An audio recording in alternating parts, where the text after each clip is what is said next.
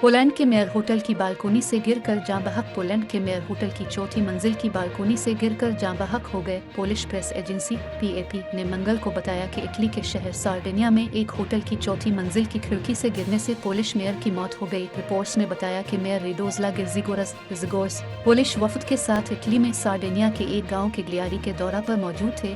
किग्लियारी police के तर्जुमान ने बताया कि पोलिश मेयर होटल की चौथी मंजिल पर अपने कमरे की खिड़की में बैठे, ताहम अपना तवाज़ुन खोने के बाद वो नीचे गिरकर जाँ बहक हो गए।